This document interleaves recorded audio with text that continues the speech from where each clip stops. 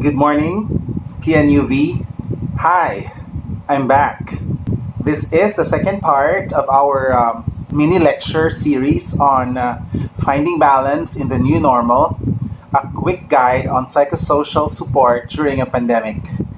I'm sure you've learned something about yourself, about the nature of the pandemic, how normal people would react to something extraordinarily abnormal. I've talked about some of the symptoms and the nature of psychosocial emergencies, both natural and man-made.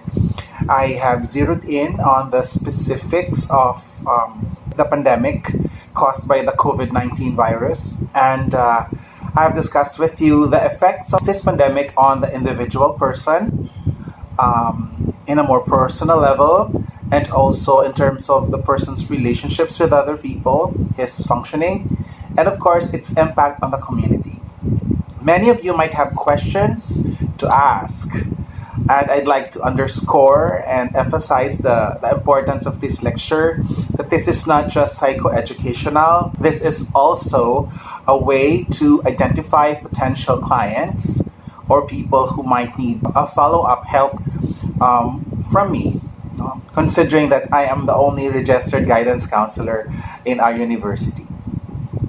Though I'm far and I'm broadcasting remote from you, I am very much willing and open to entertain you, whether through phone calls, through emails, through chat, or whatever platform you're comfortable using. No? And today we are excited because we're starting the second half of our lecture. So again, sit back, relax, enjoy, and maybe think, and probably just think hard and long as to the lecture, because the next slides will talk about many things that you can also relate with. Now we'll go deeper into the experience of the trauma, and how we can cope with it.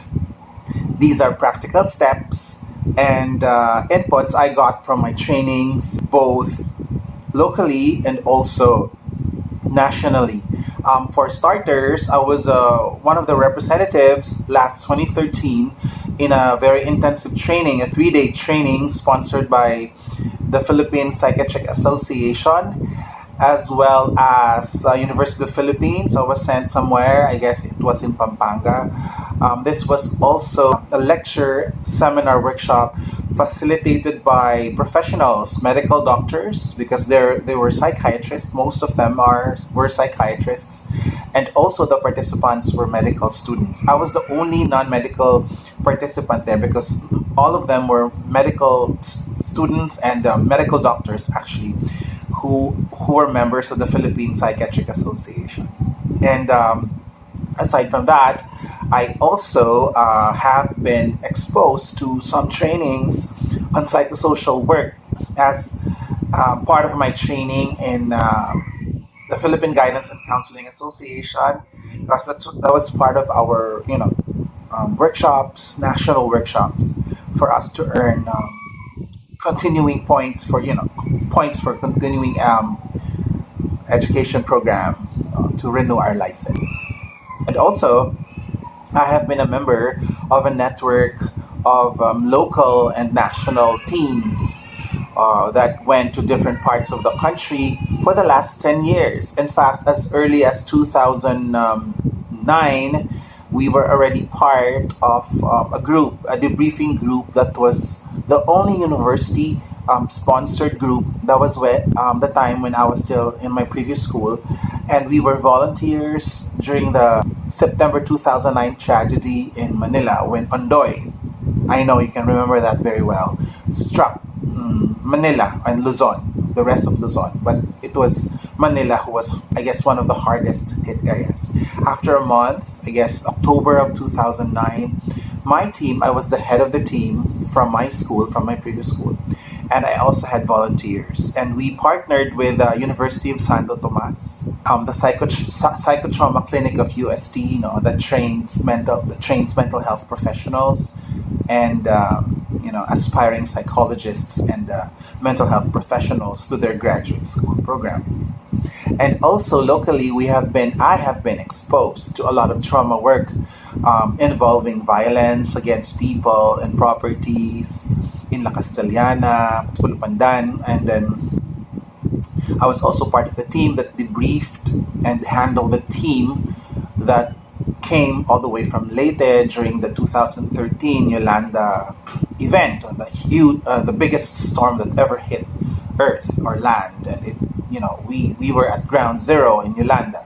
We were not there technically, but when I say we were at ground zero, because the Philippines was ground zero, and specifically Yolanda was hardest hit. And some people who survived that calamity were also brought here, and we were the ones who handled part of their psychosocial processing and reintegration. And then there were some fires, there were some man-made calamities that happened in Bacolod and in some parts of the province. In 2012, I also remember that we were also hit by a huge earthquake, and that was I guess February 6, 2012. And within that time, our team was also deployed to the other side of the mountain, the oriental side of the province, to also help survivors of that calamity. So I have within my backpack personal experiences, and I've seen a lot of people who have been exposed to trauma, both caused by natural or man-made calamities. And I myself, probably, remember I told you last time in the first clip that I could also be a second-hand, victim, because I belong to the frontliners in trauma work. No, I did not experience the trauma personally, but since I have heard people talk about it, I've seen people being victimized by it, and lives have been ravaged by it. I also experienced trauma work. So therefore, this session today will focus on how do people heal from either being direct victims or indirect victims of trauma, because both situations or circumstances will have or can have short-term, medium-term, or long-term and long-lasting effects on the personality. And that's the scary part, because whatever trauma we have, we bring it with us wherever we go. And who is most affected? Sadly, you will see later on that it's the people we love. It's the people who are closest to us, like colleagues in our workplaces, and most importantly, people in our family, our homes, who we love the most, people who give us the most meaning and joy in our lives. So they can be affected if these traumas are not healed and processed. Now, some caveat before I start this video or this presentation. You are not expected to do like the job I do as a psychotrauma trained counselor, because by law you cannot do counseling. But the part which you can participate in instead is the part where you do a psychological first aid, or like an intervention. It's like having a wound on your hand, and then the first thing that you do before a doctor arrives is that you wash it with water, maybe put some antiseptic on it and covering it with bandage to stop the bleeding and to arrest further infection, or maybe prevent infection. And that's what first aiders do. They don't necessarily help in the long-term processing of the illness, but they're there at the most critical time when a person needs it the most. So in terms of statistics, right now, guidance counselors are very limited. We have around 3,000 around the Philippines. And I'm not sure about the psychologists. Maybe they are even less than 1,000. So if you do the math, we have 100 million Filipinos. Maybe 10 million of them are outside the country. So 90 million are here. And how can we do that? Doctors, psychiatrists probably are 500 to 800 around the country. I'm not sure of the figure, but that's a very small number to do one-on-one psychiatric work.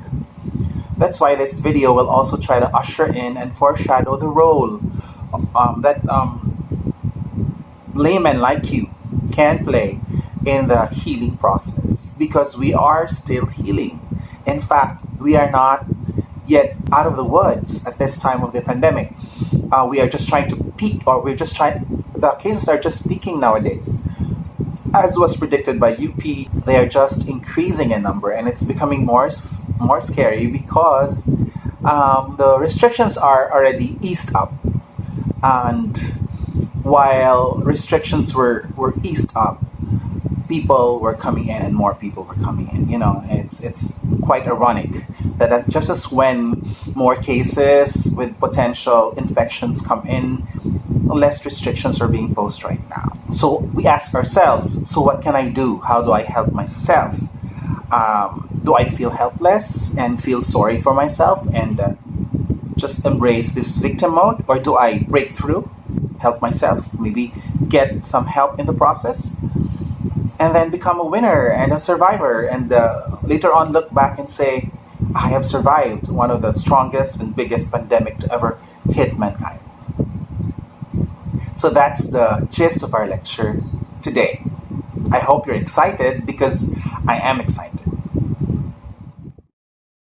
Let us now go into the second part of this lecture, and I entitle this part Transforming Victims to Survivors. This slide talks about resiliency and recovery.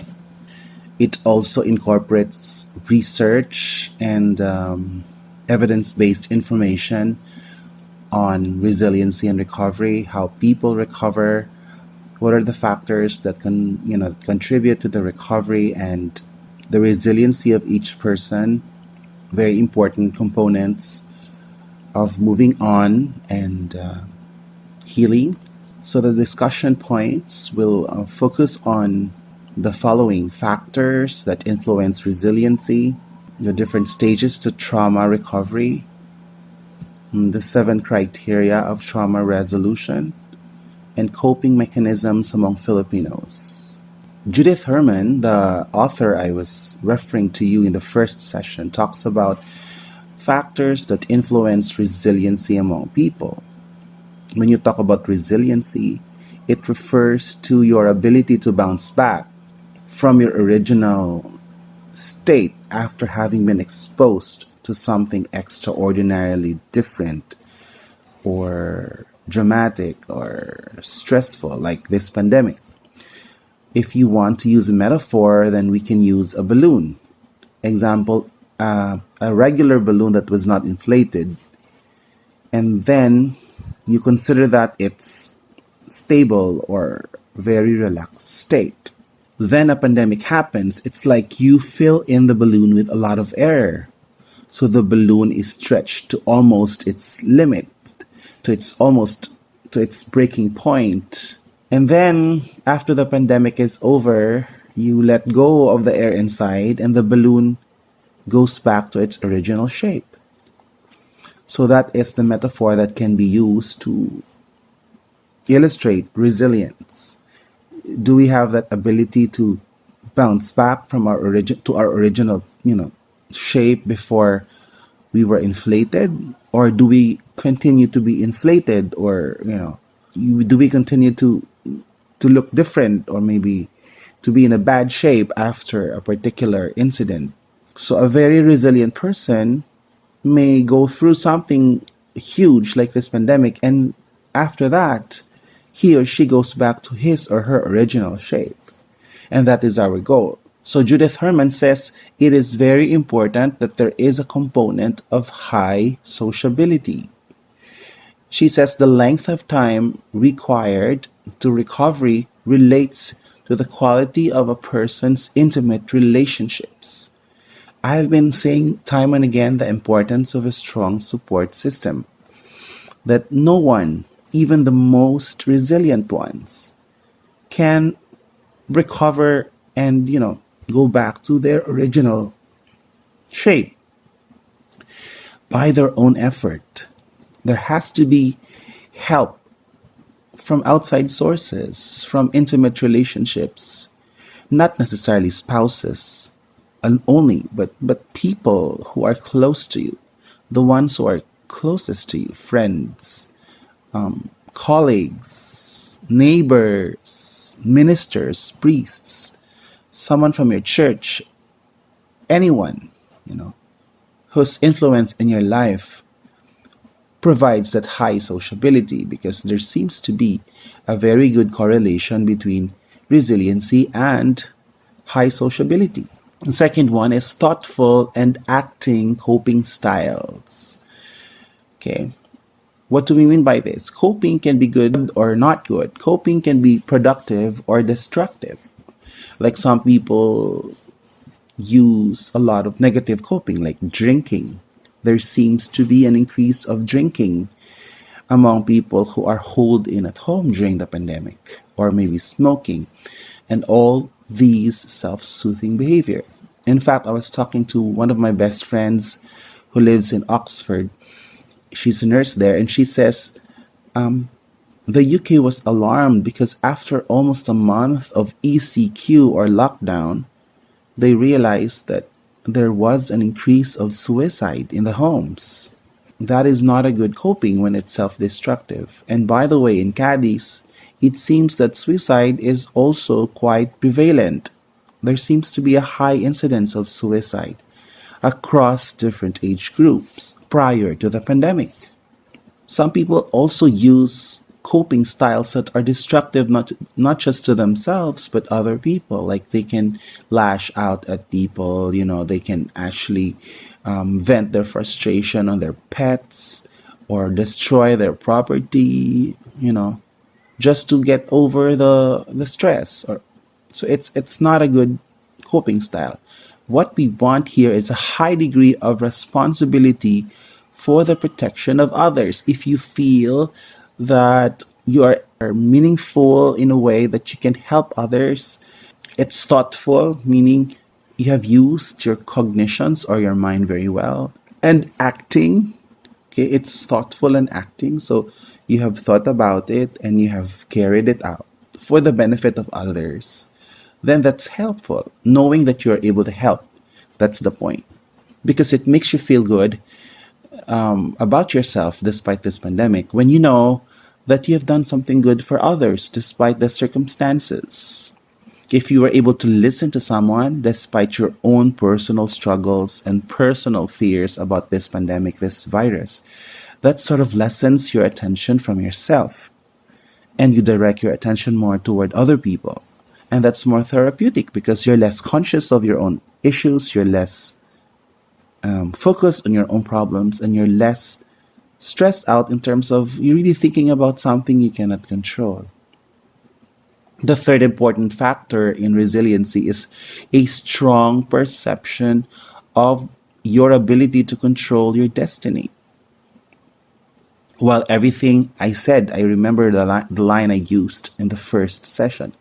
This virus has pulled the rug or the mat under our feet, and we actually fell. I don't know how. Some people fell harder than others. Why did people fell harder than others? Because others who fell, just as others fell, had a stronger perception of their ability to control their destiny. They know that they have control, that they are more centered and more focused on the things that are inward. They know that they have the resources. You call it faith in God sometimes. You call it your confidence sometimes. And sometimes you call it your ego in a positive way. Sometimes you call it your faith, whatever you call it. But you have this perception that you have control. Because this pandemic has a way of trying to steal away our sense of control. And that makes us feel very insecure. And the fourth one, which I think almost everyone, especially us Filipinos, can relate with, the sense of humor, the ability to laugh at ourselves, not necessarily laughing at others, the ability to laugh at certain things we see in social media. I remember, one of my best friends, we were talking about this pandemic and we were talking about many things that were funny, like how people coped, like how people use the social media to just cope, like watching a lot of old reruns of old movies that were funny, or probably laughing at certain things that are happening. How people quarrel over the sap, how people quarrel over, the food distribution. I know it's not a laughing stock or a laughing matter, but when you find humor in everything, even the pandemic, then you realize that why do we have to take life so seriously? Everybody's affected anyway. And while we have to be serious about, many things like avoiding the virus, getting healthy, uh, looking things at the right perspective, but having fun and enjoying life and, laughing at ourselves most especially can be very liberating. Next slide talks about the importance of healing. Now, you say, how do I heal? Well, you need someone to help you heal in the first place. But if you're stuck at home and are alone, you need to also rebuild a positive view of yourself. Because you see, um, this pandemic sometimes sort of gives you a negative picture of yourself. Like, for example, you have lost jobs or you have gained weight, for example. And you tell yourself, oh no, I'm so ugly. After 3 months, I have gained 30 pounds.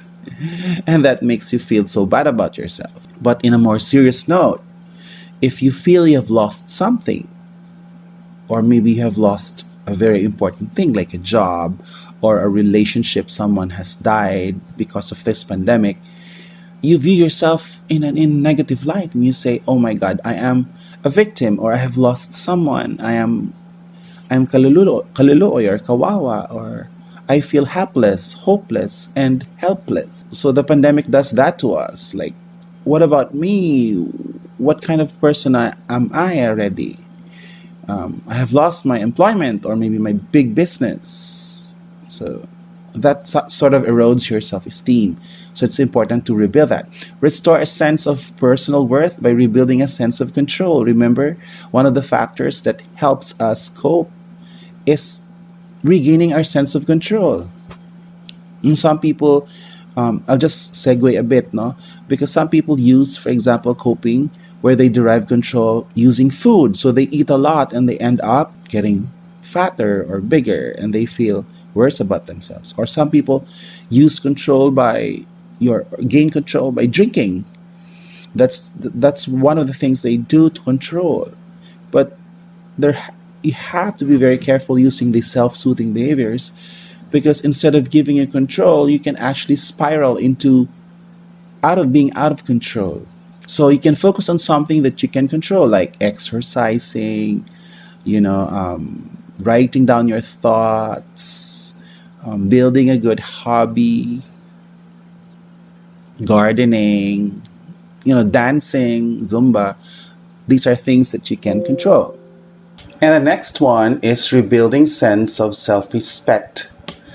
It's very important also that for some people who felt that they have lost a lot, like their self-esteem, their employment, they feel that people don't respect them anymore as much as they used to. Or if you're the head of the family who has lost your job, then you're sort of like, it undermines your self-confidence and the way you see yourself as the provider. So the sooner that you can recoup or regain that self-respect, the better for you to heal.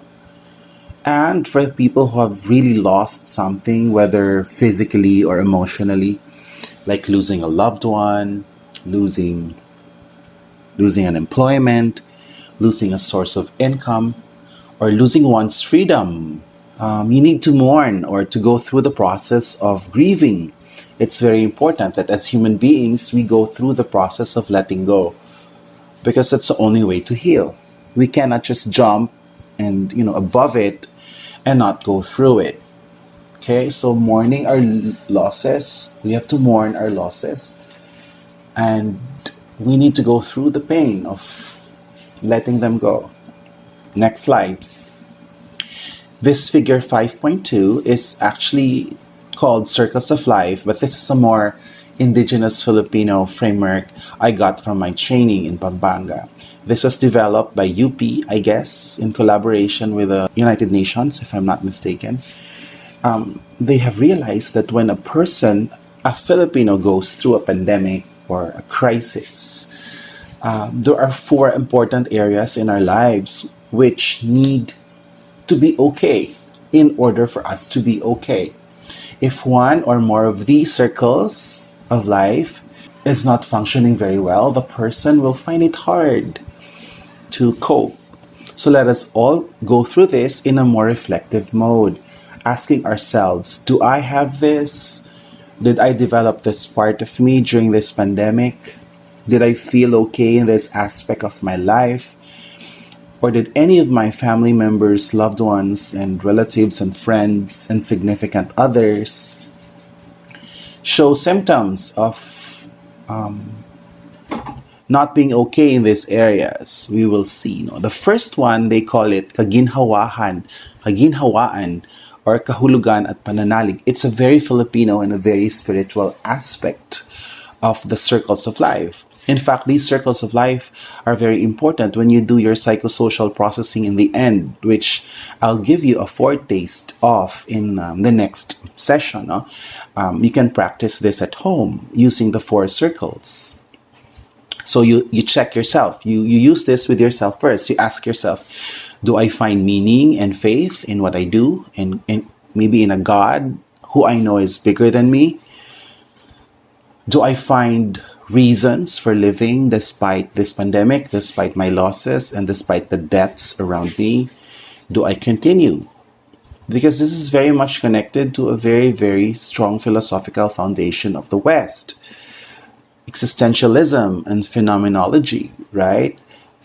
People have to find meaning in everything. It's a very Viktor Frankl thing. Or maybe it's a Husserlian perspective. People finding meaning in their existence despite the harrowing circumstances. So if you don't have this, you don't have meaning and faith, that one aspect alone can bring you down. So it's safe to say that if a person doesn't have faith in a supreme power bigger than himself, then he is more likely to break down in a pandemic. Number 2, kapwa. This is the essence of our Filipino psychology, pakikipagkapwa. As what I said, in the Herman perspective, it also measures the same thing. We just call it kapwa, but Herman calls it high sociability, right? So pakikipag-ugnay sa tao at kapaligiran, it's very egte as well for us people from PNU. It's not just about people. We need to connect to nature.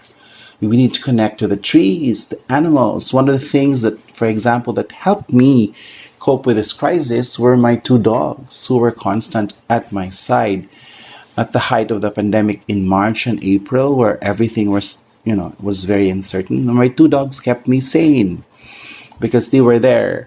Of course, I had my family. Thank God I wasn't alone. Can you imagine being alone during the time of the pandemic? It would have been worse if you're not able to connect. That's why we also connect with Facebook, social media. We chat despite the pandemic. We connect with people. We call each other because we need to connect. Makikipag-ugnayan is virtual to life. If we don't have that, we are cut off. Then we're dead. Not just physically, but maybe in a figurative sort of way. You're just existing, but you don't really live. Very important for mental health as well. Kakayanan, sariling lakas at tulong mula sa iba. It's very important we still have our own belief in ourselves. Other than our belief to a higher God, we also have ourselves. We tell ourselves, I am not a victim. Remember that our basic tenet, our thesis, we turn victims to survivors. We are not victims. We are survivors. And of course, we also receive help from others. It's very important that we have the humility to say, I also need help. Maybe someone can talk to me, or someone someone helps me in this problem. One of the good things that came out of this pandemic is the online barter trade in Bacolod, and has spread across the different parts of the country and the rest of the world. Ining barter has helped us help each other, tulong mula sa iba. Like, for example, you have a lot of gadgets you cannot use anymore, or clothes which you cannot anymore use, no? Because you cannot go out anyway. So people are starting to barter them off for food, goods, medicine, whatever, to make them survive. So this concept of Christian or Catholic concept of no one is so rich as to have nothing to receive, and no one is so poor as to have nothing to give became very apparent during this pandemic, because everybody was able to help each other. You rely on your own strength, and you also open yourselves to help from others. You see, if you don't want to help from others and you always rely on yourself only, that's only one-sided. And the last one is the kalooban, kaisipan, damdamin at kilos. Very important that we have a sense of self, a sense of being whole gihapon, a sense of integrity is what they say. Because survivors are those who feel that they are still whole despite the pandemic, that their center is not shattered during the pandemic. In fact, this is reminiscent of the book written by Viktor Frankl after the World War, I think after Hitler, after that major thing in Europe, the Holocaust. And Viktor Frankl wrote a book because he was one of those who survived Auschwitz and all these concentration camps. And he says those who survive the harrowing experiences of Europe during Hitler's time are those people who are able to find their center, those people who feel that they were able to maintain their sanity and their sense of self because they think and feel and act whole. They are not the ones who shattered along the way.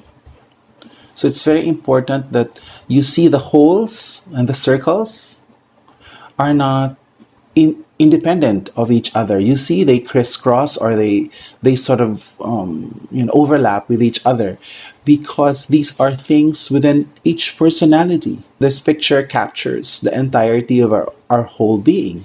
It's a very Filipino thing. You see, you cannot have kahulugan at pananalig if you don't have relationship with others or kapwa, right? So the circle, collaborates or interacts with the next circle, or overlaps with kakayanan and kalooban. See, no one can give that to you. You need to first have it. The next slide talks about helplessness and isolation being the core experiences of psychological trauma. Not just physically, people feel that they are isolated and helpless, but also emotionally and cognitively and even spiritually. People who are highly traumatized, especially during this COVID, feel that they cannot help themselves and they feel alone, even if they are with someone or they live with someone. And that's very, very important to understand that sometimes depression and anxiety brought about by these things cause very, very strong feelings of aloneness. This element of helplessness and isolation should be changed, because in reality, the person experiencing the trauma is not really alone. It's just his brain telling him or her that he or she is alone. That's one element of a mental issue that needs to be changed, because much is happening in the mindset of the person. Now, how do we recover? This slide talks about trauma recovery. Throughout the entire process of trauma recovery, I told you in the first session that for some people it takes time, and for others who are more resilient, it takes probably a shorter time to recover. Very important, cognitive restructuring is directed towards sending the message to victims and survivors that. Now, I'm going to teach you one very important formula that you can tell yourself. Okay? First, convince yourself these things. And if you are convinced of yourself that these things are true, then you can tell other survivors like you that they need to believe this also. These are very powerful words. Anyone can tell anybody. You don't have to be a guidance counselor to use these words, but try it. It is very powerful. And mind you, it is not just during this pandemic. You can use these words anytime when someone feels hopeless, hapless, and helpless. You can tell the person, number one, you are not alone. Tell that person, hindi ka nag-iisa. No? You're not alone in this battle. No, we're all in this together.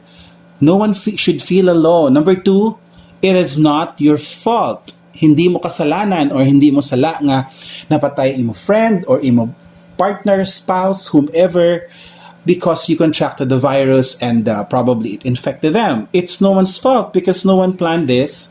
No one wanted someone to die or to get ill or to lose a job because of this pandemic. The ones who should feel at fault are those people who might have spread the virus if that was their purpose. No? Third, that their symptoms, this is very important, are part of a natural reaction to an abnormal situation. I think at the outset, I have emphasized this. I said, normal persons like you and I, remember, experiencing something abnormal, so meaning your symptoms are as normal as anybody else's symptoms because we are experiencing something very extreme. So any natural or normal person exposed to a very abnormal situation like being holed in at home for 3 months would also feel anxious and a little bit depressed because that's not normal. So all reactions that we have are normal. So you are not alone. Hindi ka nag-iisa. It's not your fault. Hindi mo nasala. Don't blame yourself or don't blame others. These symptoms are normal given a very abnormal situation. Isn't that very reassuring when someone tells you you're not alone? Even in heartbreak, someone tells you you're not alone. Diba? It's not your fault. Sometimes relationships can also make us feel it's our fault. Diba? May hugot. And that, am I okay? Am I still normal? I cannot sleep. I cannot eat. I feel anxious. It's all part of the recovery. I told you we need to go through it to recover. Those people who pretend that they're okay and they are not very affected might find it harder actually to recover. The sooner that you can recognize these feelings and you're able to articulate them, the better. So, what are the stages of trauma recovery? Now, this is not purely our work. This is also the work of the government, the different government agencies, our schools, the PNU system. We can actually do this, no, together because remember, psychological first aid is just part of the huge psychosocial response to traumas and emergencies. So it's an interagency standing, something like IASC standards, so interagency standing committee that has of the UN, I guess. This was actually an agency, a consortium of different agencies around the world that sort of put together their, their ideas and efforts in order to make this a more comprehensive approach to trauma and recovery, because it's not just enough that you talk to people about how they feel. You also do a lot of other things. Number one, reestablishment of safety. How safe do you feel in your environment determines also your recovery. If you don't feel as safe, like right now, I'll ask you a very important question. And probably you need to be reflective on this one. After I ask this question, I'll pause for a few seconds for you to answer this question very, very honestly. Do you feel safe in your environment, in your community, right now? Or more specifically, do I feel safe in my own environment right now?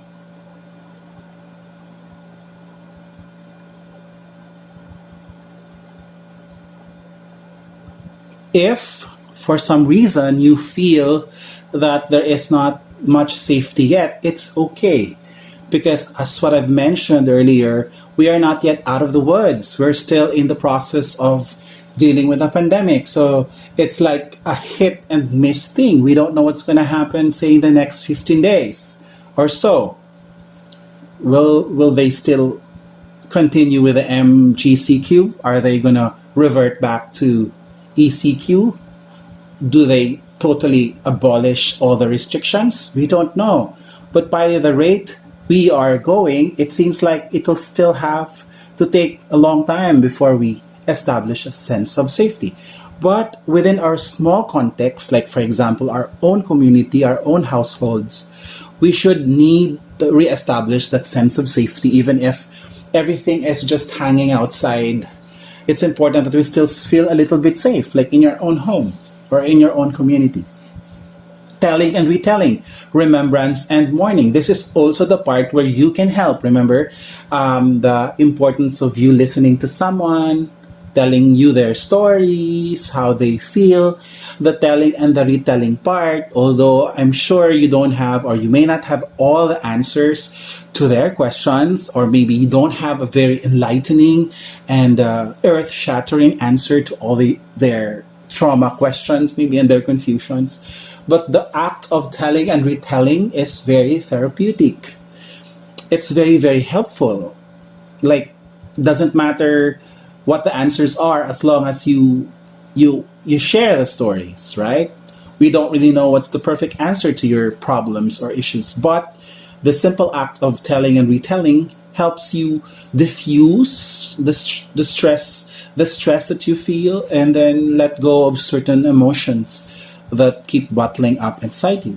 Finding commonality and reconnection. Another very important point here is, do you feel like the rest of them? Because sometimes trauma is like I told you, you feel like isolated and you feel alone.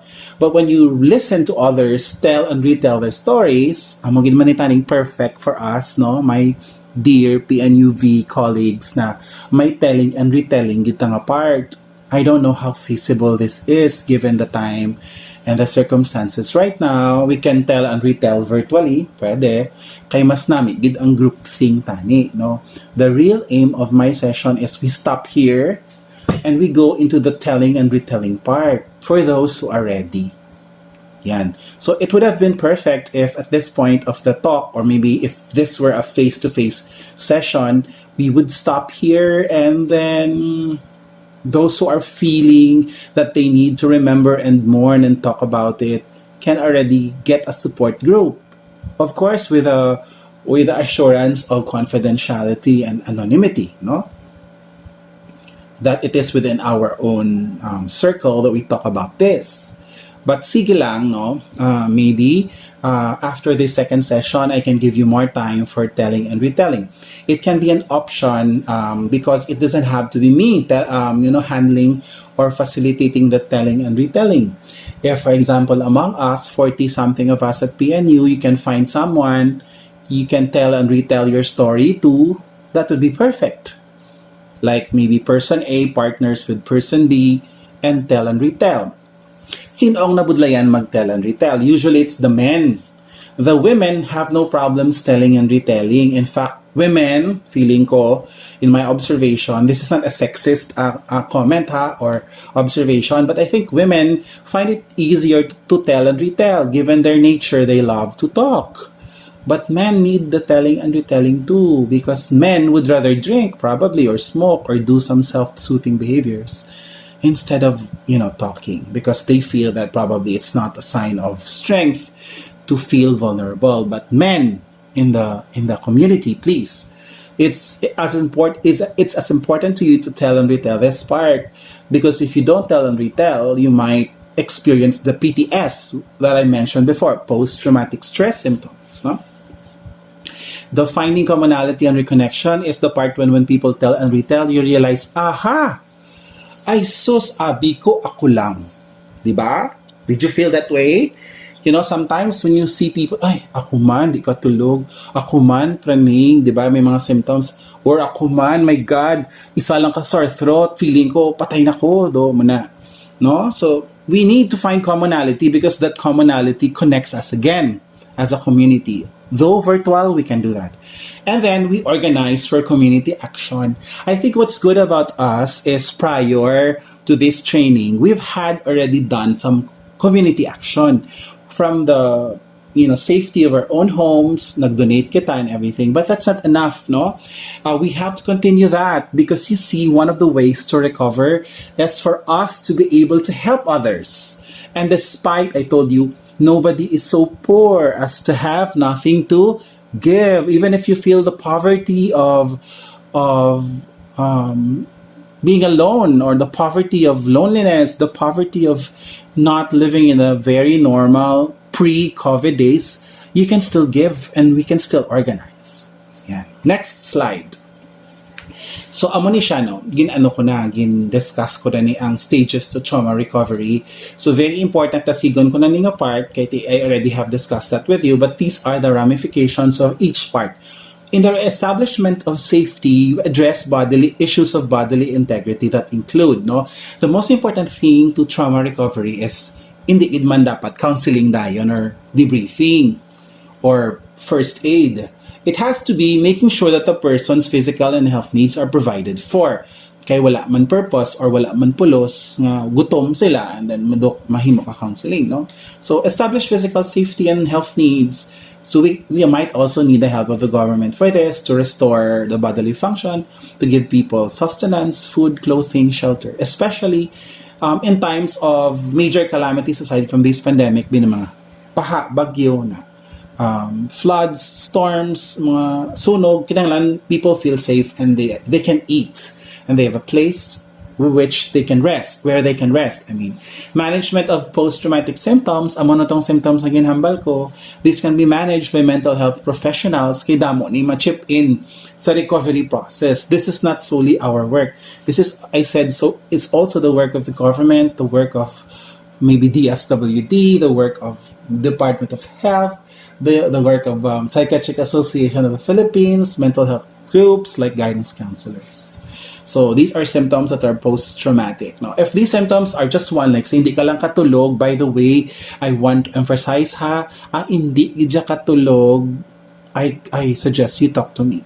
Especially kung 2 weeks ka na yan, nasubrahan ka na yan 2 weeks, hindi ka gapon katulog, or ang panulog hindi normal, please PM me or hit me up. It will be confidential. It will be within the bounds of my ethical issue or considerations of my profession, and this is going to be considered a virtual counseling. Okay, hindi katulog. Okay, if someone in your family or loved ones within your immediate circle can't sleep, please let me know. Okay, because if I cannot help, then we can also refer that person to a doctor if need be. Don't be afraid to see a doctor also, because it's as important as talking to a counselor. Development of a plan for future protection. Now that we have established the fact that this pandemic is very, very unpredictable. In fact, right now, if you've seen the news, there are mutations with the virus already. And when the viruses mutate, you know that they can do other things as well. We don't really know. This is a relatively new virus, and we were not prepared for this. So the feeling of what's going to happen next is quite uncertain, because we can only plan as far as the information that we know. Enhancement of sense of competence and self-esteem. Well, it gives us a sense of control when we know that we can already handle things better. Like, probably we can do the usual stuff that they suggest, like wearing masks, wearing gloves, social distancing, stuff like that. Being conscious, or even right now some people are now developing or pushing for the use of technology which can track infections. It's a nice thing that people are pushing to make sure that we can use technology also to help us protect ourselves and to become more competent. Next, the telling and the retelling can be done in the confines of therapy or in a group situation. For kids, by the way, kids can also be affected by the pandemic in a different way. It can be seen in the way they relate with us. Example, a 12-year-old kid who has supposedly overcome bedwetting, or ang, di ba, kids would bedwet when they are young, but when someone's already old enough, like 12, 13, preteen already, and has already developed some kind of sphincter control, why nagapanghi sa bed, they would suddenly bedwet.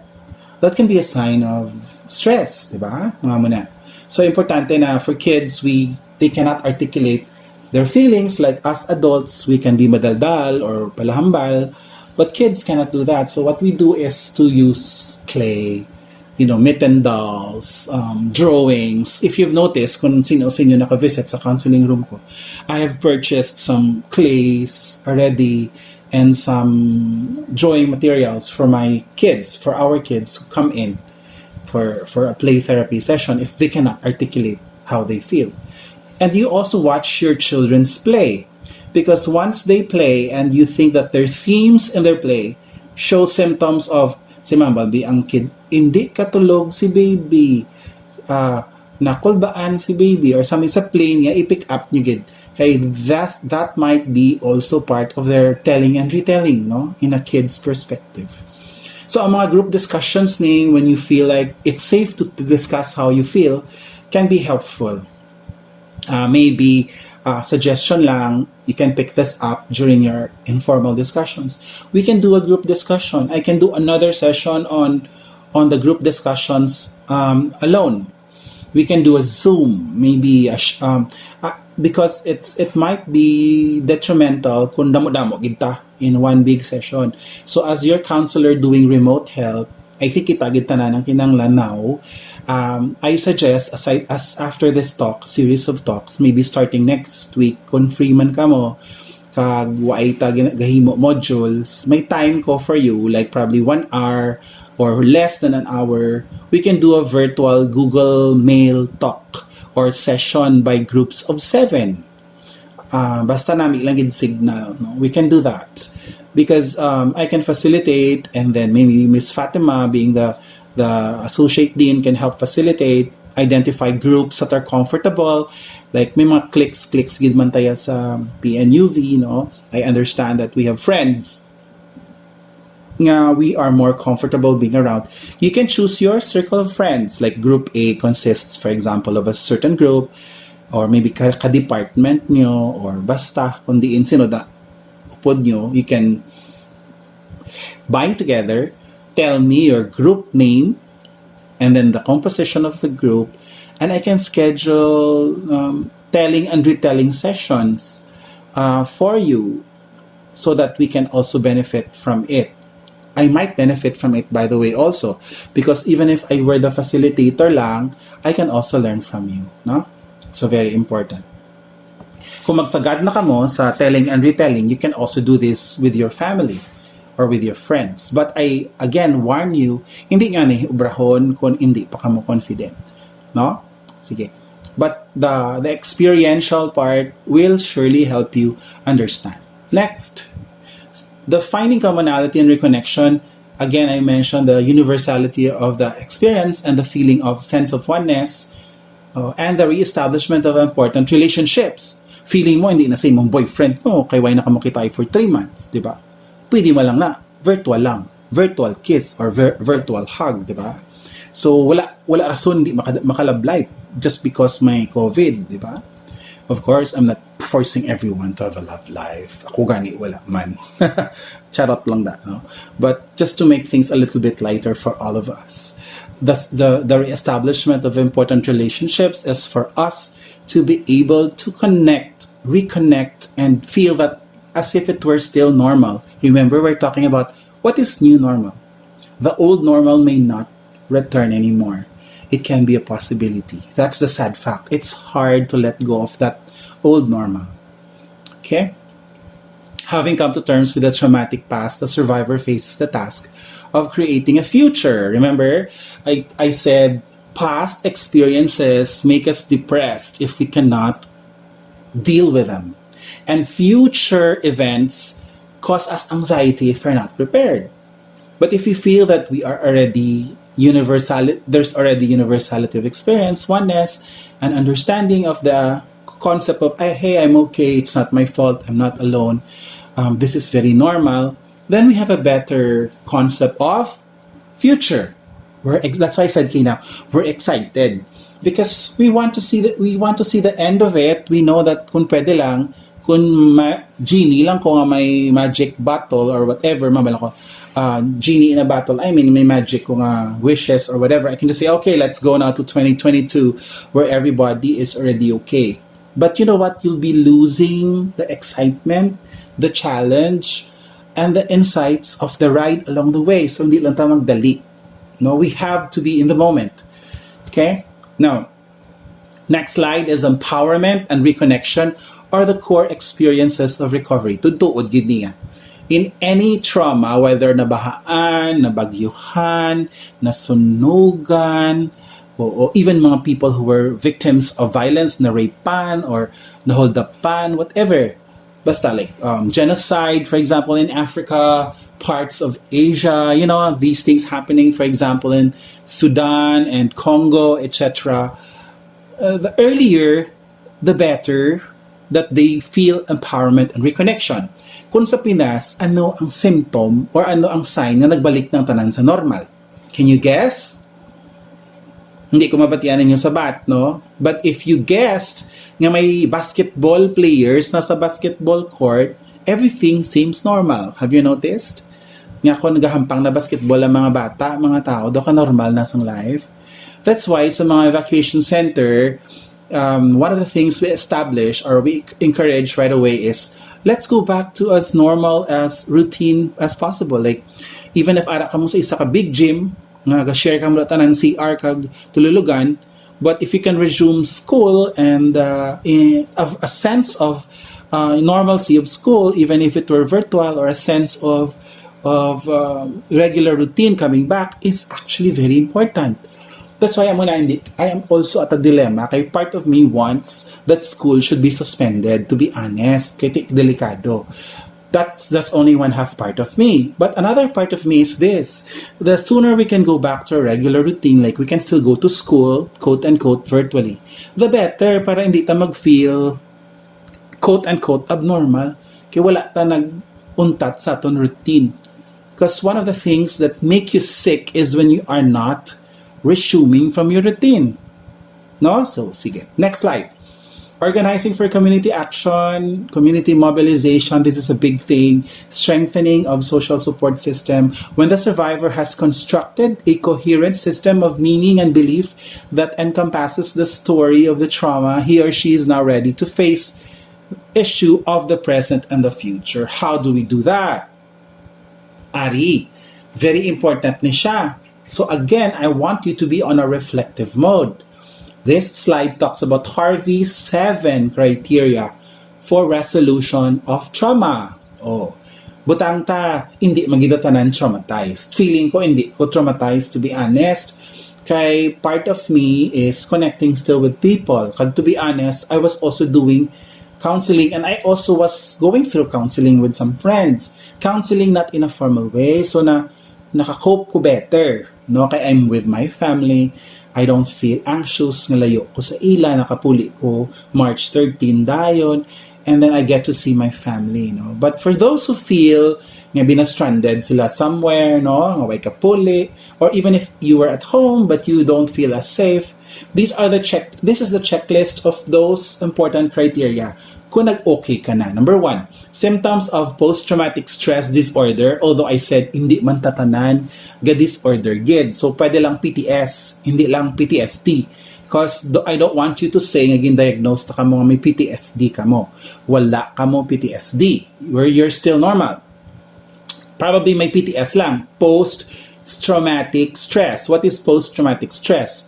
The stress that you experience immediately after, or sometimes not immediately after. It can also take some time for some after a pandemic like COVID or a very abnormal event.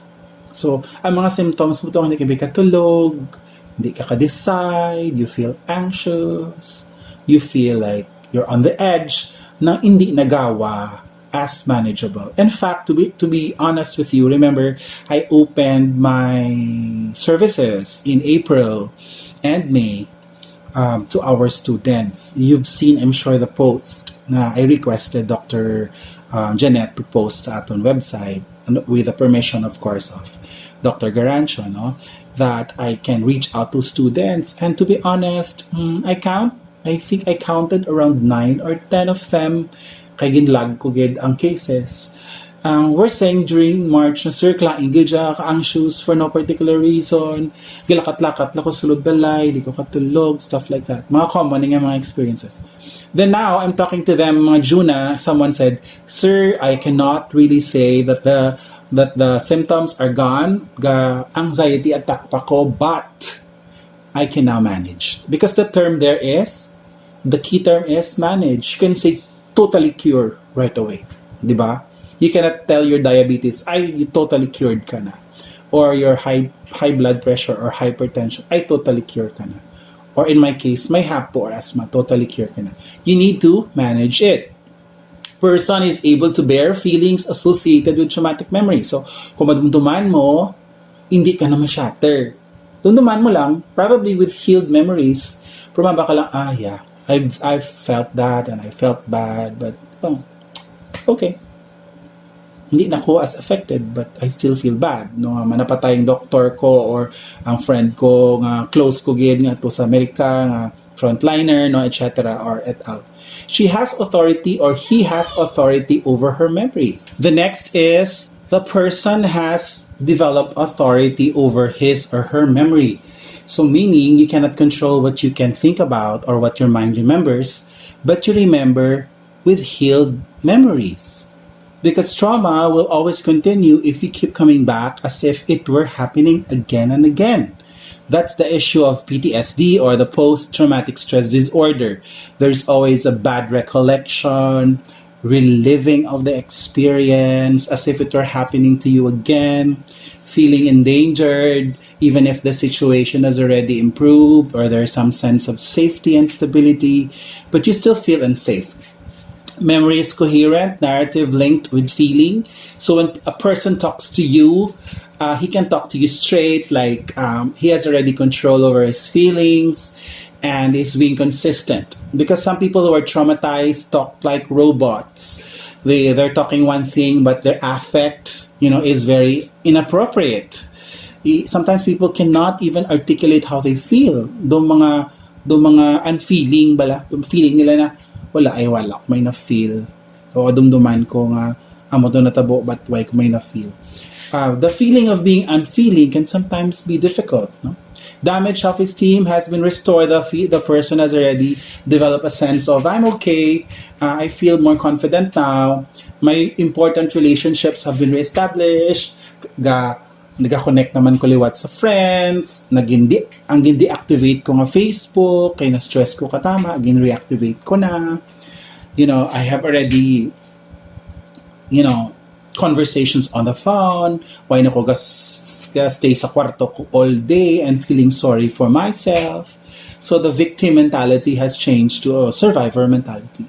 The person has constructed a coherent system of meaning and belief that encompasses the story of the trauma. Remember I said a while ago, one of the components by Herman is for you to find meaning in your story. That at the end of the day, I am not helpless, I am not hopeless, I am not hapless. I am still here. That's the most important thing you tell yourself. Remember, it is not your fault. It's not your fault, and there is something you can do about it. You're not alone. There is a way out of it. You're not hopeless. Okay? So if you have all these 7 ones ticked off already, wow, you have already resolved the trauma. Because you see, the problem with trauma is this: they pile up. No, for example, you got traumatized by Yolanda, then 2009, ato ka man sa Ondoy, maybe 1991, ato ka man sa Mount Pinatubo, 1990, ato ka man sa Baguio, kay nalinugan ka man, So, ato ka man to sa 1990s pagid sa ormo kay nabahaan ka man. Ari naman kasubong sa COVID, kamalas gid sa imo. So, because you see, our lives is really like that. Remember, we have an average of how many typhoons every year? 50? I'm not sure. Maybe 50 or 25. We don't know. I'm not sure of the figures. But you see, these traumas can keep coming back because we are every day facing little traumas. You know, so kung di siya ma-resolve, na patong-patong siya, it will go out of proportion. What if it were a big trauma? Then you shatter and you lose your sense of being a survivor and you go back to your victim mode. Victim mode propels feelings of anxiety and depression, and then you go down to, you know, the lowest of emotions. Okay? So I hope everyone feels the 7 criteria checked. Now, if some of you, to be honest, again, I'd like to emphasize that don't feel this way and puro ni wrong, hindi na maghulat, tawagin ako. Okay? Because it's not healthy. Kung why ka gida, bisan isa lang gid ka check. So, ang ginapangayo ko lang, bisan may isa ka lang ka check, happy na ta. Okay? Next. Those who recover are those who discover some meaning to be able to transcend the crisis. I guess I want you to repeat it with me. Can you do that now? Let's read this together. Of course, you read it silently to yourself. Basi, may kapamatida. Kag ma-traumatize sila, nagatoka na sa iban nga tao, no? So, you tell this to yourself sincerely and honestly, because this might as well be our mantra, okay? Those who recover are those who discover some meaning to be able to transcend the crisis. Yun. Those 2 keywords there are meaning and transcend. Aren't these very positive words? Anyone who finds meaning in the death of a person or is able to transcend or rise up, because depression and anxiety and all the mental health issues, to sum them all up, it's the inability to rise up from the crisis. That's why they go down. It's easier said than done, but if this becomes your mantra, this becomes part of your self-reality, then it will help you see things in a transcendental way. Okay? So, sige. Coping mechanisms among Filipino victims of disaster. This is a result of study done during the explosion of Mount Pinatubo, I guess in 1991. I hope many of you remember that. Maybe some of you were too young to even remember that. But I guess everyone has been around already during Mount Pinatubo.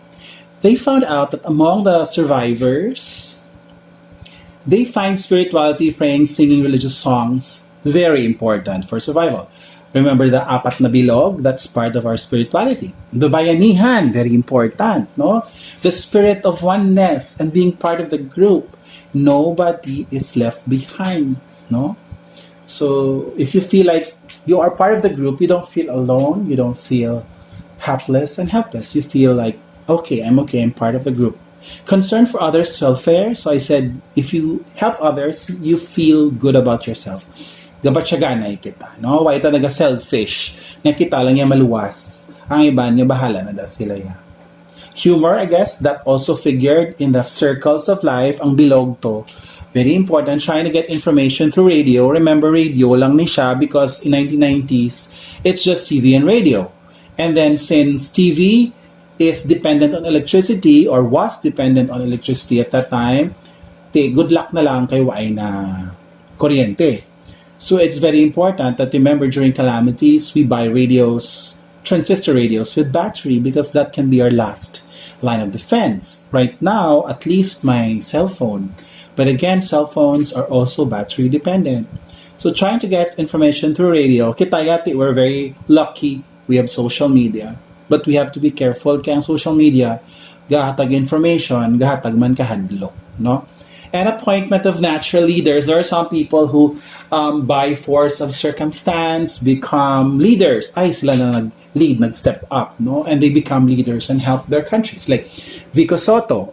I'm not a fan of Vico Soto as a person because I don't know him, but as a mayor and as a person of, entrusted to do government work, he seems to be doing his job very well.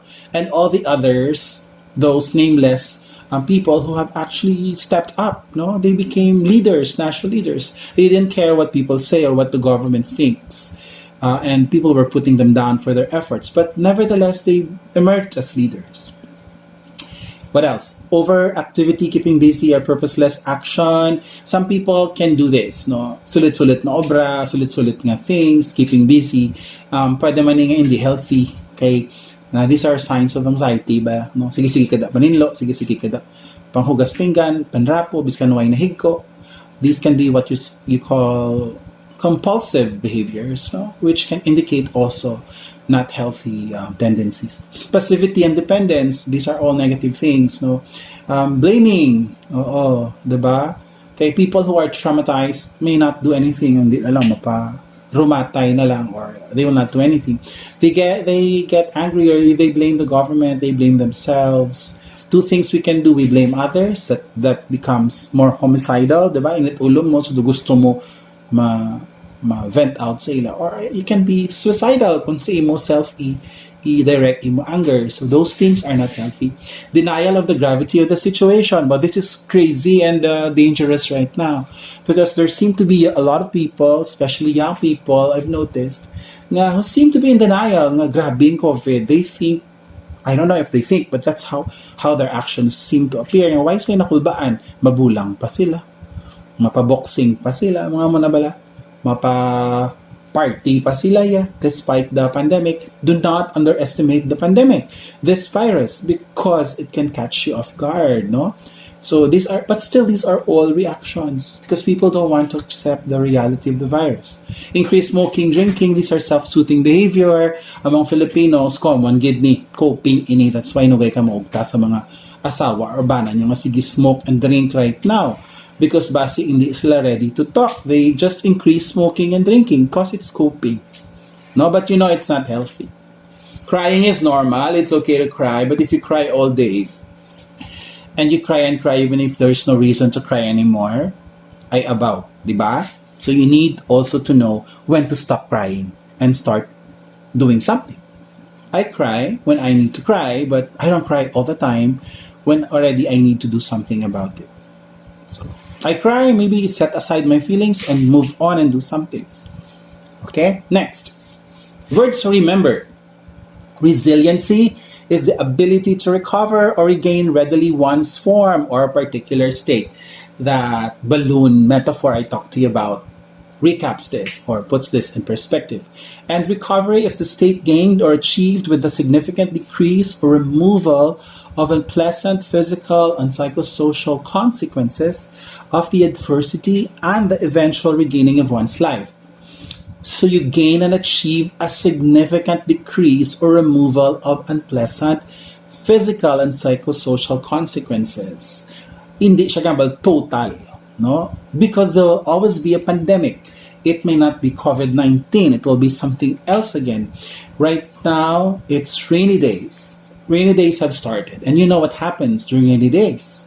Masulod na nadaang dengue and all these things. So it will complicate a lot of things, because flu-like symptoms caused by dengue can be seen as COVID or vice versa. So it might be harder for us to diagnose. Diba? So amo na siya, no? But recovery is a sense of feeling safe now and a feeling of stability that you are able to regain already your life. Again, to end this part, throughout the entire process of trauma, recovery, send the message to the victims and survivors that, maybe tell yourself again, tell yourself now, you are not alone. Or rephrase it, I am not alone.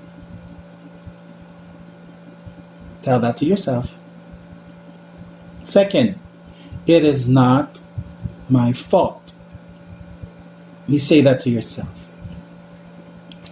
And my symptoms if ever I had symptoms, are part of a natural reaction to an abnormal situation. Isn't that very reassuring? When you know you're not alone, it's not your fault, and this is actually very natural. Anyone going through the same thing feels the same way. But the good news for us here is you are now given the chance to understand that. The difference is some people, a majority of us here, don't know that we're not alone, that it's not our fault, and this is just normal. Maybe these are just the three important things we need to hear right now. Kaya way pa man tayo nakalabot sa cure or total nga annihilation of the virus. No, diba? Those are three powerful words in our backpack. So you bring that wherever you go.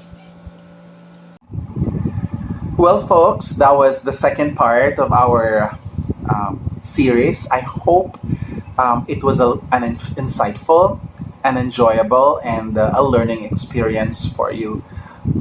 Don't worry, we cannot tackle everything, but the one I gave you is actually quite substantial in terms of this part of the presentation. So I will end the video now. Thank you very much for your participation. As always, I'd like to encourage everyone, if you would like to ask questions or send in some comments or suggestions maybe, or clarifications that you want to ask me, you can just hit me up, maybe chat with me through Facebook Messenger, or you can make a phone call if you think this is very important. Okay, thank you. See you in the third and the last portion or installment of this lecture series, which will be aired on Friday.